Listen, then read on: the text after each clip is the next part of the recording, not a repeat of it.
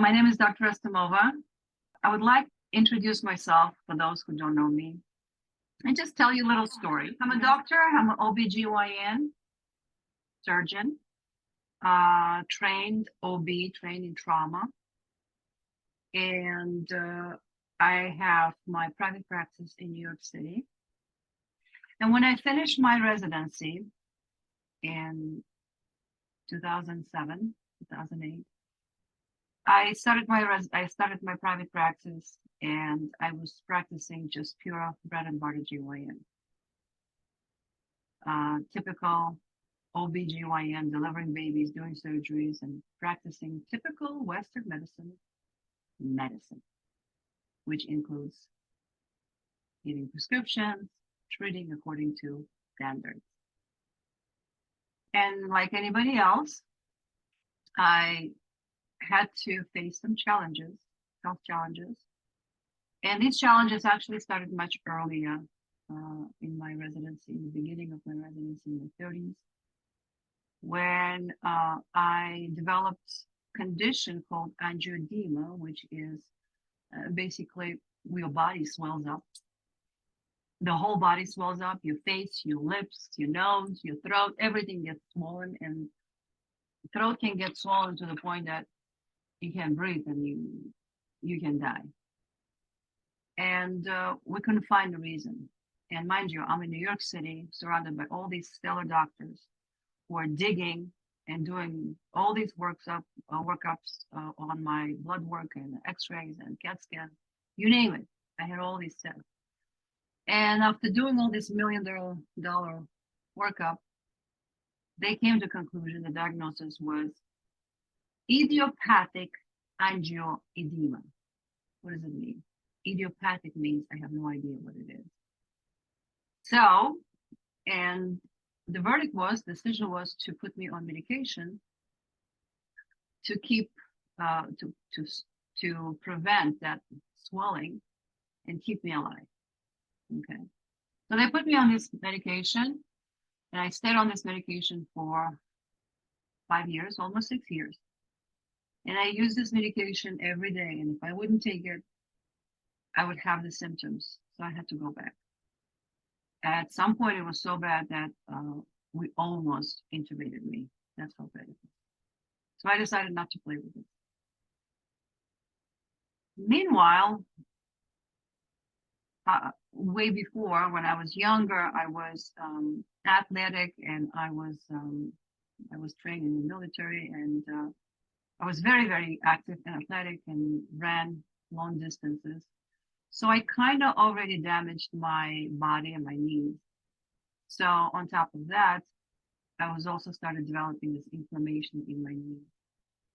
So now we fast forward 5 years. Now I'm taking this medication, and this medication started giving me side effects.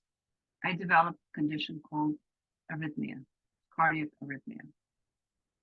That means that my body, my heart, is beating irregularly, and if we would not address that at the time, the heart can go from arrhythmia to fibrillation to cardiac arrest. So now we had to come up with something. And I started noticing that medication started working less and less. I still developed some itching and rashes. So my doctors put me on prednisone. So here I am, the age of 37, on medication for arrhythmia now. My cardiologist had to put me on arrhythmia medication. On this drug that I was on for 5 years, and on top of that, prednisone. Prednisone made me gain a lot of weight. The whole condition made me very depressed and angry with the whole entire universe. I was angry with everything. I was completely inflamed, and the damage that I had on my knees was completely damaged by like whatever I already had. On top of that, we had prednisone that finished this inflammation, and finally I just developed bone on bone restriction. It was so pain. By the age of 38, 37, I ended up in wheelchair. And in my private practice, I'm doing my private practice, and girls are pulling the wheelchair. Meanwhile, mind you, I am type A, workaholic, working nonstop, operating on patients, delivering babies. And now I had to stop. It's almost like universe said, you're grounded. And now you're going to be bedridden, at least for 6 months. And that's what happened. I was bedridden and I went through surgeries, many, many surgeries. And every doctor said that I needed to have knee replacement. And one of the doctors from Hospital for Special Surgery said, hey, you want to do my knee replacement? I'm working on stem cells. And I said, sure. And we revived my knees with my stem cells. And while I was recovering 6 months, wasn't working, I had my PAs and other doctors in my practice covering for me. I had to do something in bed. So I started reading. And then literature started coming up. And the first book that I read and really made me think was The Fountain of Youth by Peter Keller. He describes Tibetan monks, their lifestyles, their rituals, their exercise, their yogas, the way they think. So that was my first introduction to Tibetan culture. And, when you start reading, things start unfolding, new doors start opening, another book appeared, another information appeared. And that was a time when there was not that much information on the websites or on the internet yet. Google was just starting to become real Google. So mostly I rely on books, and I love books.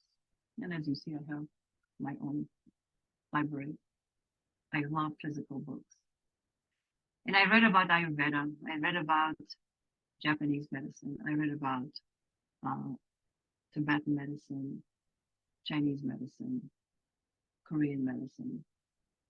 And then I started studying Mayan culture, Mayan medicine, Amazonian rivers, plant medicine, shamanism, ancient midwifery.